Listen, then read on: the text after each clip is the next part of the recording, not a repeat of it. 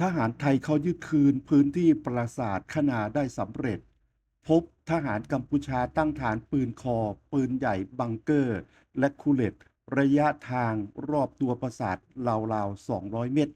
นอกจากนี้ทหารไทยได้ดำเนินเข้ายึดคลังอาวุธของทหารกัมพูชาอีกด้วย